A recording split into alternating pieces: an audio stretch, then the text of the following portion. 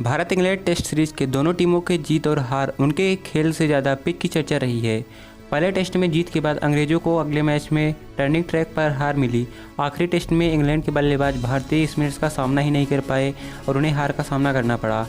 दूसरे test match में हार के साथ ही पूर्व इंग्लिश प्लेयर्स पिच पर सवाल उठाने लगे। वहीं दूसरी ओर टीम इंडिया के खिलाड़ी कह रहे हैं कि अब हम न्यूजीलैंड या ऑस्ट्रेलिया में 3 दिन के अंदर आउट हो जाते हैं, तब कोई भी पिच के बारे में बात नहीं करता।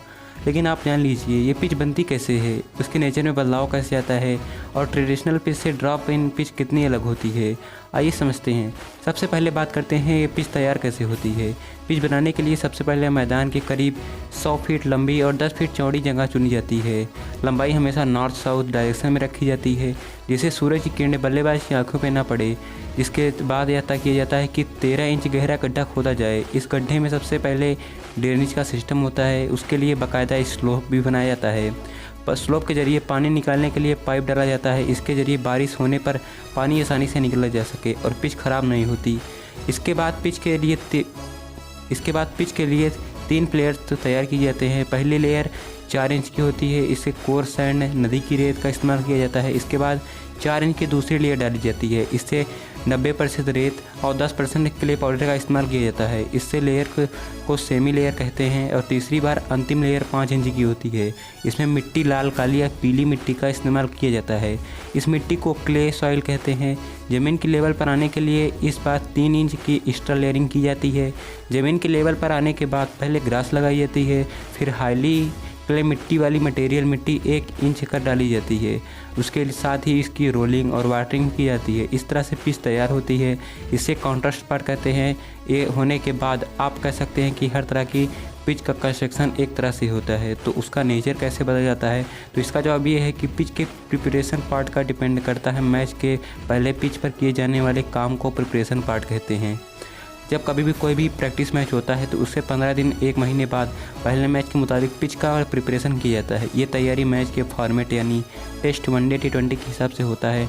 उदाहरण के लिए अगर टेस्ट के लिए पिच तैयार की जाए तो मैच से पहले 15 से 20 दिन पहले इसे एक काम शुरू किया जाता है। सबसे पहले पिच पर पानी डालने के लिए लाद लाइस्टर रोलर से पिच पर रोलिंग करते हैं। जैसे जैसे प्रोसेस बढ़ता है तो वाटरिंग का पैटर्न बदल जाता है। साथ ही रोलर का वेट बढ़ता है तो इसके बाद ग्रास में खिंचाव आता है। ग्रास हरी रखनी है या नहीं उसके मुताबिक कटिंग होती है। उसी से पिच का नेचर बदला जाता है। इसी तरह वनडे में, T20 में पिच की तैयारी की जाती है। पिच किस मिट्टी की से बनी होती है, इसका असर पिच पर पड़ी घासों से होता है। टेस्ट मैचों में काली मिट्टी से बनी पिच की गेंदबाजों को, लाल मिट्टी से बनी पिचों को स्पिनर्स को ज़्यादा मददगार करती है। फिर से समझ लीजिए, टेस्ट मैचों में काली मिट्टी से बनी गेंदों पर तेज गेंदबाजों को ज़्यादा और लाल मिट्टी से बनी गेंदों पर स्पिनर्स को ज़्यादा मददगार साबित होती है। काली मिट्टी में धूप लगने पर सिकुड़ता आती है और पानी डालने पर फैलती है। हालांकि इन दोनों का नेचर पिच के प्रिपरेशन और वहाँ के मौसम के हिसाब से भी रहता है, लेकिन ज़्यादातर माना जाता है कि काली मिट्टी में ज़्यादा से ज़्यादा पेसर्स को ज़्यादा मदद मिलती है और लाल मिट्टी में स्पिनर्स को ज़्यादा मदद मिलती है। इसलिए एक ही मिट्टी से बनी अलग अलग पिच का नेचर अलग अलग होता है। ऐसी पिच जो क्रिकेट स्टेडियम के बाहर बनाई जाती हैं और सीजन शुरू होने पर उसे स्टेडियम में लाइट फिट किया जाता है। ऑस्ट्रेलिया में इस तरह की पिच इस्तेमाल इंटरनेशनल मैचों में होता है। दरअसल ऑस्ट्रेलिया में MCG, एडिलेड ओवल और पार्थ के स्टेडियम में क्रिकेट के अलावा फुटबॉल, रग्बी के मैच भी होते हैं। क्रिकेट सीजन खत्म होने के बाद यहाँ की पिचों को निकालकर ग्रीन हाउस या किसी भी ग्राउंड में ले जाया जा सकता है। अब बात ड्रॉप इन पिच की करते हैं। इसको एक उदाहरण के लिए समझते हैं। जैसे MCG की पिच 34 मीटर लंबी, 3 मीटर चौड़ी और 20 सेंटीमीटर गहरी होती है। स्टील एक फ्रेम में काली मिट्टी की इस पिच के ऊपर घास की परत होती है।